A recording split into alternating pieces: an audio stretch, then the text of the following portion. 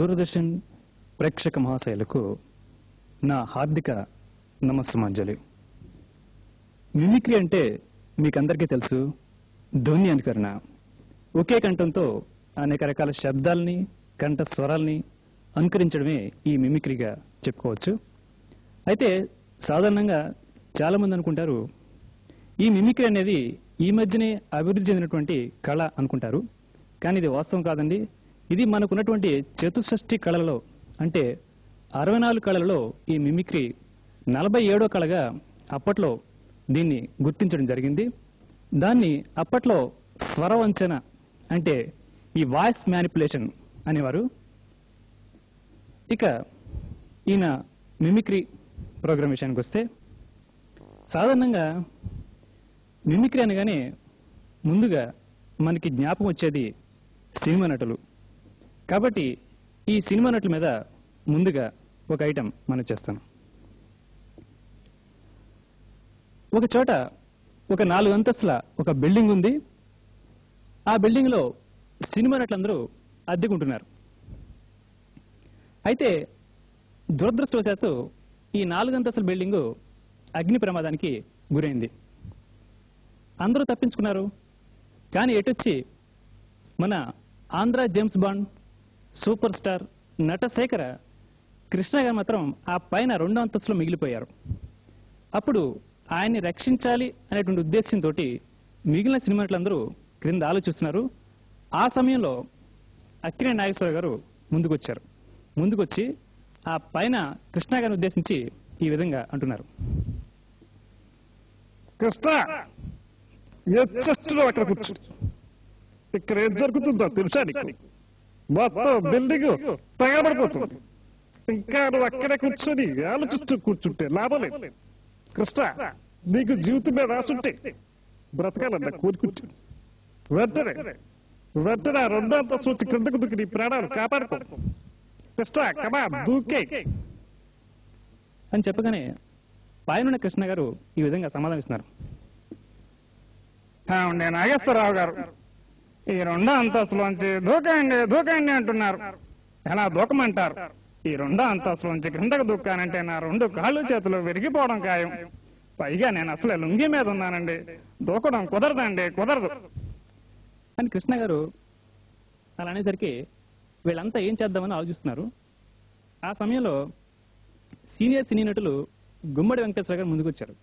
ఆయన చిరంజీవి గారిని పిలిచి ఈ సలహా చెప్తున్నారు: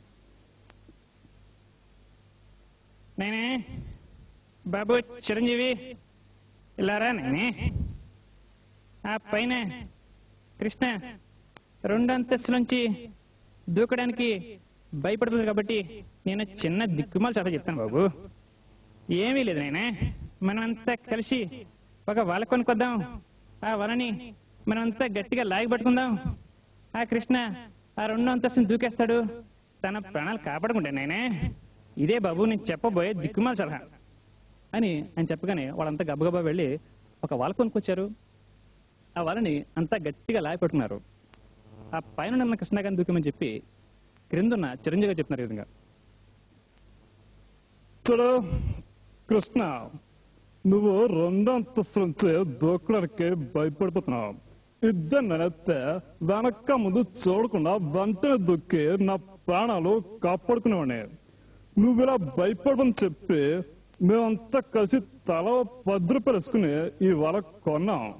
ఈ వలని మేమంతా గట్టిగా లాగి పట్టుకున్నాం కాబట్టి నువ్వేం భయపడకుండా వెంటనే 2వ అంతస్తు దూకాయి అని చెప్పగానే కృష్ణ గారు ధైర్యం చేసి 2వ అంతస్తుని దూకారు. అయితే ఈ వలని అంతా గట్టిగా లాగి పట్టుకోవడం వల్ల అది చిన్న స్ప్రింగ్ యాక్షన్ ఇచ్చింది. కృష్ణ గారు 2వ అంతస్తుని దూకగానే ఆయన వచ్చి ఈ వల మీద పడ్డారు. అది స్ప్రింగ్ యాక్షన్ అవడం వల్ల కృష్ణ గారు తిరిగి 3వ అంతస్తుకి వెళ్ళిపోయారు. మనం సర్కస్ వాళ్ళు చూస్తుంటామండి, వాళ్ళు పైనుంచి దూకుతారు, ఆ వల మీద పడగానే అది స్ప్రింగ్ యాక్షన్ ఇస్తుంది, వాళ్ళు మళ్ళీ పైకి వెళ్ళిపోతుంటారు. అలాగే కృష్ణ గారి పరిస్థితి కూడా అలాగే జరిగింది. అప్పుడు కృష్ణ గారు కింద వాళ్ళందరినీ కలిపి తిరుగుతున్నారు ఈ విధంగా: ఉండే 2వ అంతస్తులోంచి దూకానంటే కనీసం కాళ్ళు చేతికి బయటపడేవాడిని. ఇప్పుడు ఈ 3వ అంతస్తులోంచి దూకానంటే నేను చచ్చుకోవడం ఖాయం. మీరంతా కలిసి నా ప్రాణాలతో చెలగాటం ఆడుతున్నారు అని కృష్ణ గారు బాధపడుతుంటే ఆ సమయంలో మురళీమోహన్ గారు వచ్చారు. ఆయన సలహా చెప్తున్నారు ఈ విధంగా: సార్ మరి కృష్ణ గారు మూడో అంతస్తులో వచ్చి దూకడానికి భయపడిపోతారు కాబట్టి నేను చిన్న సలహా చెప్తాను సార్. ఏమీ లేదు, మనం అంతా కలిసి ఒక డబ్బా గమ్ తీసుకొద్దాం. ఆ గమ్ మొత్తం ఈ వాళ్ళకి రాసేద్దాం సార్. కృష్ణ గారు దూకినప్పుడు ఈ వాళ్ళకి అతుక్కుపోతారు, ఇంక తిరిగి పైకి వెళ్ళే సమస్య లేదు సార్ అని ఆయన ఎంతో బాధపడుతూ సలహా చెప్పారు. ఆయన చెప్పినట్లుగానే వాళ్ళంతా కలిసి గబగబా వెళ్ళి ఒక డబ్బా గమ్ తీసుకొచ్చారు. ఆ గమ్ మొత్తం ఈ వాళ్ళకి రాశారు. ఆ పైన కృష్ణాగాంధీ దుఃఖమని చెప్పి క్రిందున్న నటభూషణ శోభన్ బాబు చెప్తున్నారు ఈ విధంగా. కృష్ణ కృష్ణ ముష్టి మూడంతస్తు నువ్వు దొక్కడానికి భయపడుతున్నావు. ఇద్దనేనైతే వెనక ముందు చూడకే నా పొడలు కాపాడుకున్నావు. నువ్వు ఇలా భయపడడం చెప్పి మేమంతా కలిసి ఒక డబ్బా గమ్ తీసుకొచ్చావు. ఈ గమ్ మొత్తం వాళ్ళకి రాశాం కాబట్టి ఈసారి నువ్వు దూకినప్పుడు ఈ వాళ్ళకి బల్లిలా అతుక్కుపోతావు, ఇంక తిరిగి పైకెళ్ళే సమస్య లేదు. కమాన్ వెనక ముందు కూడా దూకే అని స్వామి గారు చెప్పారు. ఈసారి కృష్ణ గారు మళ్ళీ ధైర్యం చేసి మూడంతస్తు నుంచి దూకారు. అయితే కృష్ణ గారు వచ్చి ఈ వల మీద పడ్డారు. ఈసారి కృష్ణ గారు లొంగి ఈ వలకి అతుక్కుపోయింది. కృష్ణ గారు తిరిగి 4వ అంతస్తుకి వెళ్ళిపోయారు. అప్పుడు కృష్ణ గారికి చాలా కోపం వచ్చింది. కింద వాళ్ళని మళ్ళీ తిడుతున్నారు ఈ విధంగా. ఇందాక నుంచి చూస్తున్నాను, 2వ అంతస్తులోంచి దూకితే 3వ అంతస్తులోకి పంపించారు, 3వ అంతస్తులోంచి దూకితే 4వ అంతస్తులోకి పంపించారు. ఈ 4వ అంతస్తులోంచి నన్ను ఇలాగే పైకే పంపించేటట్టున్నారు. ఇక్కడ నుంచి కిందకు దూకాలో ఈ మంటలో పడి చావాలో నాకేం అర్థం కావట్లేదండి. ఆయన బాధపడుతుంటే ఇంతలో ప్రభాకర్ రెడ్డి గారు వచ్చి ఆయన సలహా చెప్తున్నారు ఈ విధంగా. యావండి శోభన్ బాబు గారు, ఇందాక నుంచి చూస్తున్నా మీరంతా కలిసి కృష్ణాగాన్ని రక్షించాలని తాపత్రంలో పడి వాళ్ళని గట్టిగా లేబట్టుకుంటారు. అదేమో స్ప్రింగ్ యాక్షన్ ఇచ్చేస్తుంది. కృష్ణ గారు పైనుంచి కిందకి, కింద నుంచి పైకి జంపింగ్ చేస్తూ పోతున్నాడు. ఇప్పటికైనా వాళ్ళని లూజుగా పట్టుకోండి, కృష్ణాని కాపాడండి, లేకపోతే కృష్ణ మంటలో పడి చావడం ఖాయం అని ఆయన చెప్పగానే అప్పుడు వాళ్ళు చేసిన పొరపాటు ఏమంటే వాళ్ళకి అర్థమైంది. ఈసారి వాళ్ళని లూజుగా పట్టుకున్నారు. కృష్ణాగాన్ని దుఃఖమని చెప్పి క్రింద కృష్ణరాజు గారు చెప్తున్నారు ఈ విధంగా.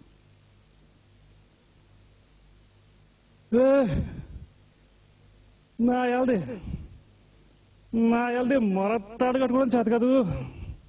నువ్వు మేడందుకు ఎక్కావురా. నేను ముందే చెప్పాను నీకు మేడక్కద్దని. నా మాట అనుకుండా మేడక్కినందుకు నీకు తగిన శాస్తి జరిగిందిరా, తగిన శాస్తి జరిగింది. ఇంకా అక్కడ కూర్చొని ఆలోచిస్తులు పడ్డారా, వెంటనే దుక్కే అని కృష్ణరాజు గారు చాలా సీరియస్గా చెప్పారు.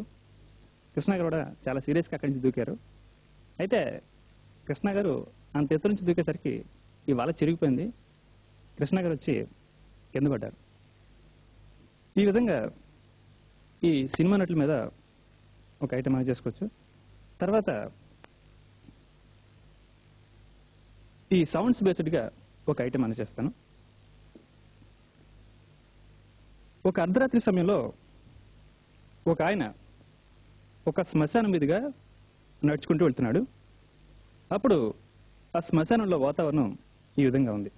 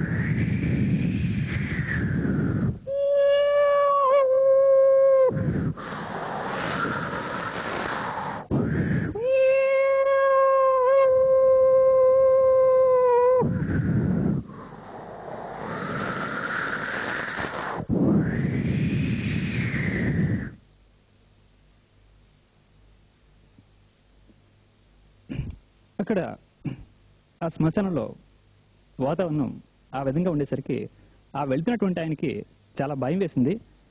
అతను భయపడుతున్నటువంటి ఆ సమయంలో మరొక ఆయన అక్కడ ఉన్నటువంటి ఒక సమాధి మీద కూర్చుని సిగరెట్ కాల్చుకున్నాడు. ఆయన్ని చూసేసరికి ఈయనకి చాలా ధైర్యం వచ్చింది. ఈయన గబగబా వెళ్ళి ఆయన్ని ఈ విధంగా పలకరిస్తున్నాడు. బాబు ఏమండి, నమస్కారం బాబు, నమస్కారం అండి. అయ్యి బాబు, ఈ శ్మశానంలో అడుగు పెట్టాను లేదా బాబు, గుండాన్ని ఎంత పని అయిపోయింది బాబు. సమయం మీరు దేవుళ్ళే కనిపించారు బాబు. ఏంటి బాబు, నేనా బాబు సినిమా చూద్దామని పట్టణం వెళ్ళాను బాబు. వెళ్ళానండి, సినిమా పేరండి లేచిపోదాం రా. అయ్యి బాబు, ఏం సినిమా బాబు, సినిమా చూసాక మొత్తం బుర్రంతా పాడైపోయింది బాబు. నిజంగానే బయటకు లేచిపోయి వచ్చాను బాబు. కొద్దిగా బయటకు వచ్చేసరికి ఆకాశం అంటే మబ్బులు బాబు, వర్షం వచ్చేలాగా ఉంది కదని చెప్పి గబగబా నడుచుకుంటూ వచ్చేద్దామని, ఈ శ్మశానం మీదకి నడుచుకుంటూ వచ్చేద్దామని ఇలా వచ్చాను బాబు. అయ్యి బాబు, ఇక్కడ అడుగు పెట్టడం లేదు బాబు, గుండానంత పని అయిపోయింది బాబు. సమయం మీద దేవుళ్ళే కనిపించారు బాబు. బాబు ఒకసారి ఎగ్బొండి ఇస్తారా బాబు? చాలా థ్యాంక్స్ బాబు. బాబు ఇప్పుడు మన దేవుడు బాబు. మందంటే ఏంటిరా? ఇప్పుడు అంటే ఇప్పుడు బాబు, ఇప్పుడు మీ ఊరేంటో ఉంటది కదండి, అదంటే తెలుసుకుందాం అడిగాను బాబు, అంతే బాబు. మాది ఈ ఊరేరా. ఏంటి బాబు, మీది ఊరేనండి? అయ్యి బాబు చెప్పండి బాబు, చాలా సంతోషం బాబు. మాది కూడా ఈ ఊరండి బాబు. బాబు మన కాసేపాకి ఇద్దరం నడుచుకుంటా కబుర్లు చెప్పుకొని ఇంటికి వెళ్ళిపోదాం బాబు. అవును, ఈడేంటి అర్ధరాత్రి శ్మశానంలో కూర్చున్నాడు? అడిగితే బోలా బాబు. ఇప్పుడు అంటే ఇప్పుడు మరోళ్ళు అనుకోకండి బాబు, నాకు తెలియక అడుగుతున్నాను బాబు, కోపడకండి. మీరేంటి బాబు ఊళ్ళో తలం ఎక్కడ దొరికినట్టు సరాసరి వచ్చి ఈ శ్మశానంలో సమాధి మీద కూర్చొని మరి సిగరెట్ కాల్చుకుంటున్నారు?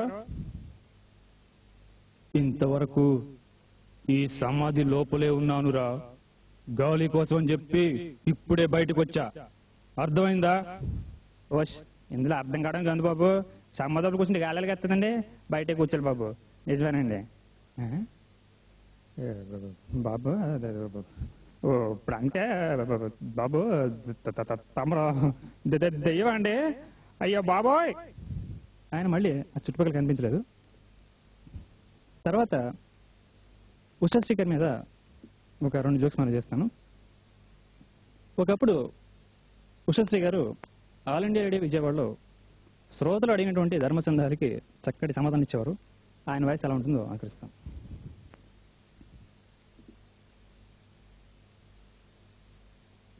శ్రీ గురుభ్యో నమః.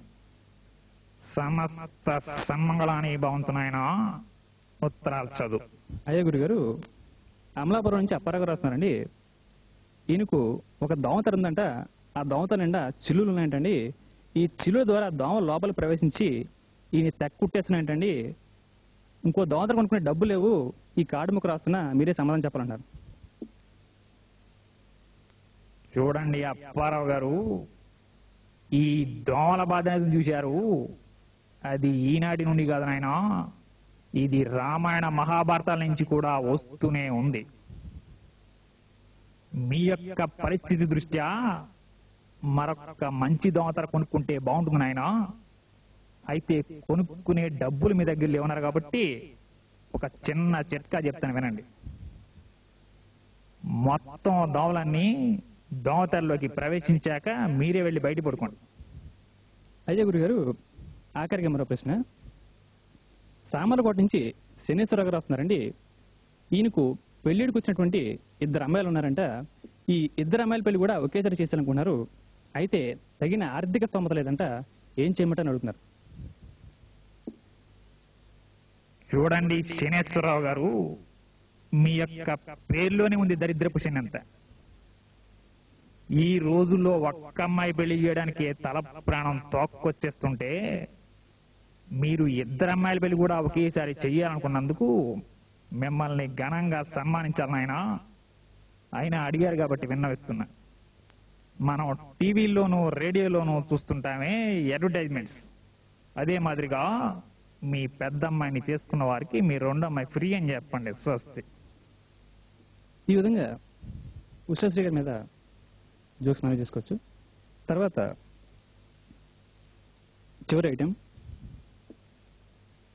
ఒక రేడియో బాగా పాడైపోయింది. అందులో 2 స్టేషన్లు ఒకేసారి వస్తున్నాయి. అయితే జనరల్గా రేడియోలో ఒక చోట ఒక స్టేషన్ వస్తుంది, కానీ ఈ రేడియో పాడైపోవడం వల్ల అందులో 2 స్టేషన్లు ఒకేసారి వస్తున్నాయి.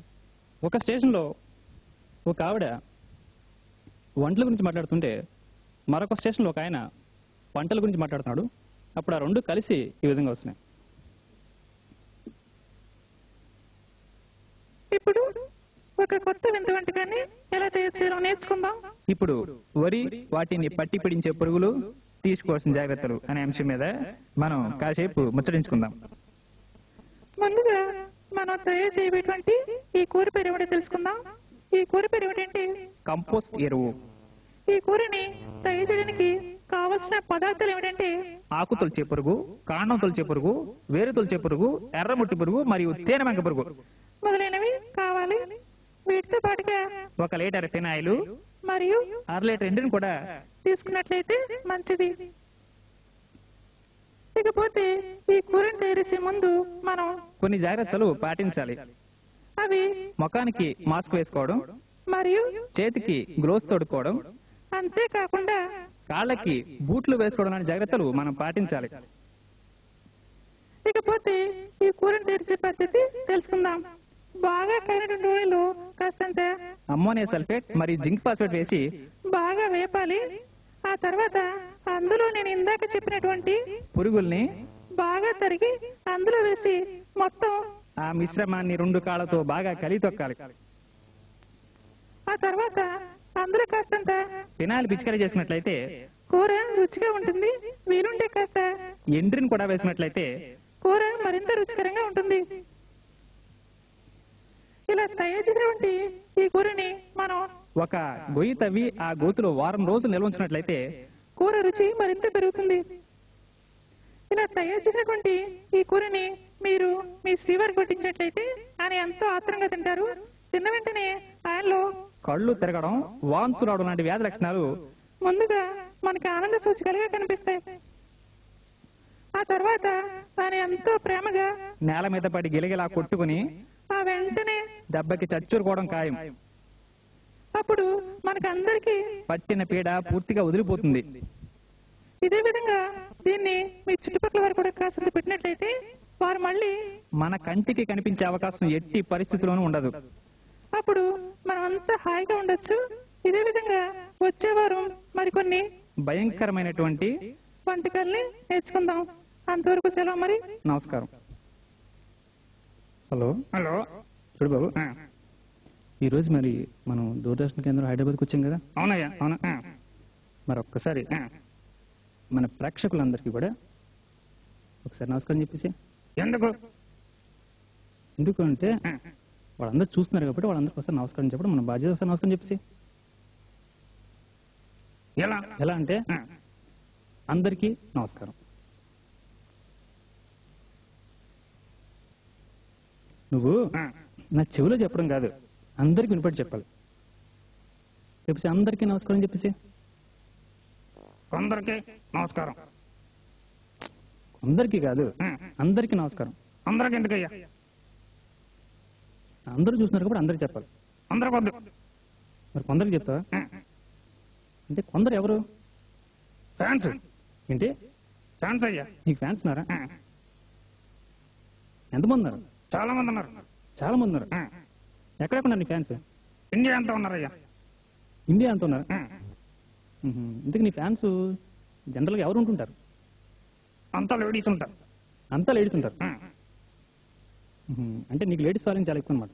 అవునయ్యా. మరి నీకు ఎంత ఫాలోయింగ్ ఉందన్నావు కదా, నీ యొక్క అసలు ఈ ఫాలోయింగ్ రహస్యం ఏంటి? నా గ్లామర్. నీ గ్లామరా? నీ గ్లామర్ చూసి ఇంత ఫాలోయింగ్ వచ్చిందా? అవునయ్యా. సరే కానీ మరి ఒకసారి నీ పేరేమిటి చెప్పేసి. ఎందుకు? ఎందుకన్నాడు కూడా నీ పేరేమిటి చెప్పు. వెంకటేష్. వెంకటేశా? అంటే వెంకటేశా అంటే ఇప్పుడు మన సినిమా ఎక్కడున్నాడు ఆయన? అవునయ్యా. అంటే ఇప్పుడు ఆయన పేరు నువ్వు పెట్టుకున్నావా? లేదు, ఆయన పేరు పెట్టినాడు. ఆయన నీ పేరు పెట్టినాడా? మరి నువ్వేం చదువుకున్నావు? నువ్వేం చదువుకున్నావు? నేను ఇంజనీరింగ్ చదువుకున్నా. నేను ఇంజనీరింగ్ చదువుకున్నా. నువ్వు ఇంజనీరింగ్ చదువుకున్నావా? అయితే ఏం చేస్తున్నావు ఇప్పుడు? ఇంజనీర్ పని చేస్తున్నాం. ఇంజనీర్ పని చేస్తావు అంటే ఇంజనీర్ నువ్వు ఏం చేస్తుంటావు? ఇంజనీర్ వస్తుంటానయ్యా. ఇంజనీర్ పోస్తుంటావా? అయితే నువ్వు ఇంజనీర్కి ఇలా పని చేస్తున్నావా? సరే కానీ మరి నువ్వేంటి ఇక్కడ ఇలా బొట్టు పెట్టుకున్నావు అంటే నువ్వు భక్తుడువా? అవునయ్యా. ఎవరు భక్తుడు? ఆంజనేయ భక్తుడు. ఆంజనేయ భక్తుడువా? సరే కానీ మరి నువ్వు మిమిక్రీ చేస్తావా? నీకు నేర్పింది నేనే కదా. నాకు నేర్పింది నువ్వా? సరే కానీ నేను మిమిక్రీ ఎక్కడ నేర్చుకోవడం, నేను సొంతంగా ప్రాక్టీస్ చేయడం. లేదా అబద్ధం చెప్తున్నావు. అర్థం కాదు. సరే నేను అడిగి నువ్వు మిమిక్రీ చేస్తావా? ఈ కుక్క బెల్ల ఉంటుంది కదా, కుక్క బెల్ల ఎలా ఉంటుంది?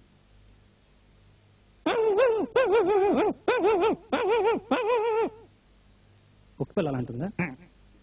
మరి ఇదే ఒక పెద్ద కుక్క ఉందనుకో, అది ఎలా ఉంటుంది?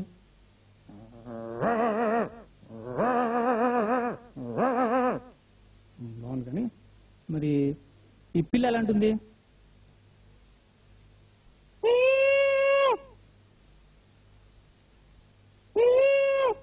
బాగుంది. కానీ మరి ఇదే ఒక అమ్మాయి ఎలా మాట్లాడింది? అందరికీ నమస్కారం.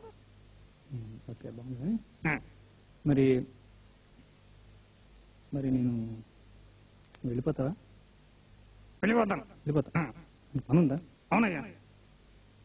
ఏం పని ఉంది? షూటింగ్ ఉంది. షూటింగ్ ఉందా? నువ్వు సినిమా యాక్టరా? నీకు తెలీదా? తెలియకే కదా అడిగా. సరే వెళ్ళిపోయి నేను వచ్చేస్తాను. నువ్వు కూడా వచ్చాయి. నేను వచ్చేస్తాను, నువ్వు వెళ్ళిపో. వచ్చాయి. వచ్చేస్తాను చెప్పి నువ్వు వెళ్ళిపో. నువ్వు కూడా వచ్చావు. చెప్పాను కదా వస్తాను చెప్పి. నా గురించి నువ్వు అంత బ్యాంక్ పెట్టుకోలేదు, నేను వస్తాను. అందుకు కదయ్యా. మరి ఎందుకు? నా కారు నడపాలి కదా. నీ కారు నడపాలా? నేనా? నా కారు డ్రైవర్ నువ్వే కదా. నీ కారు డ్రైవర్ నేనా? సరే మరి అది వాళ్ళందరి ముందు చెప్పేస్తే నాకు పరుగు పోతుంది కదా. నీకుంటే కదా. సరే కానీ మరి ఇంకా ప్రోగ్రామ్ ఆపేద్దామా? ఒకసారి అందరికీ నమస్కారం చెప్పేసి. అందరికీ నమస్కారం.